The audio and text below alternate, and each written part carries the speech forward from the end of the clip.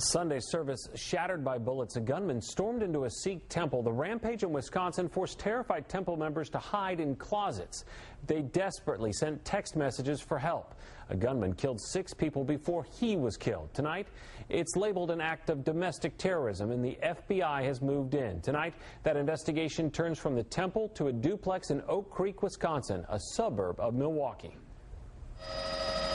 Tactical teams and bomb squads surrounded the home and evacuated the neighborhood, trying to find out what sent a gunman into a Sikh temple just before the start of Sunday service.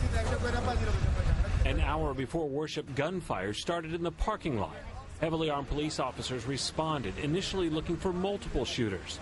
They found 2 victims outside, 4 more inside, while family members received frantic phone calls. And my mom's hiding in the closet right now. She's hyper scared and saying that the people are still in there. A veteran police officer was the first on the scene. Authorities say he was helping a victim when he was ambushed by the gunman.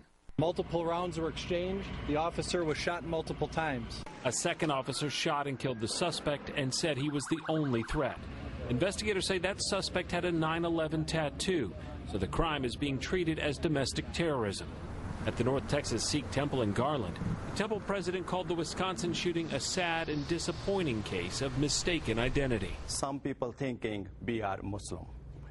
We are not Muslim. We are all is human. He says Sikhs believe all humans are equal and try to remain at peace with everyone. But turbans and long beards make the faithful prone to attacks and words of hate. Sunday's shooting had temple leaders talking about security for the first time in decades. This is an incident. Incident come anywhere, anytime. How we prepare for us? We have to prepare. How? This is the big question for us this time. The Sikh faith dates back more than 500 years. Followers believe in a single God of all creation. They stress prayer, peace, equality, and hard work. There are about 20 million Sikhs worldwide, 500,000 in the United States.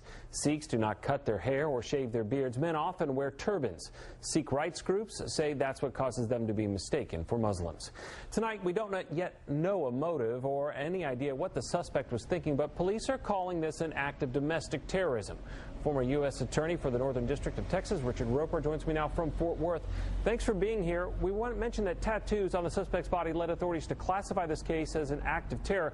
So what makes this different than the Colorado case? Is it specifically that these were 9/11 tattoos and it might have some politics involved? Well, domestic terrorism is essentially, or terrorism is essentially an act, a violent act. It's committed in an effort to intimidate or coerce a civilian population or a government. And, of course, domestic is something that happens in the United States. So there must be something that the police or FBI have uncovered that would indicate that this act was done in an effort to intimidate or coerce someone. Give us an idea, what will authorities be looking for tonight as they move into this home? If the suspect's already deceased at this point, are they just trying to put together the backstory?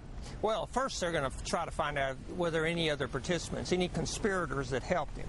That's the most important thing they're going to look for. And then the second thing, we'll look at what motivated him. Was it an act of hate against a religious group? Was it an act of terrorism designed to try to intimidate Sikh faithful, or was it just some random act, violent act, as we've unfortunately seen in the last few weeks? All right, that's former U.S. Attorney Richard Roper. Thank you for your time, sir.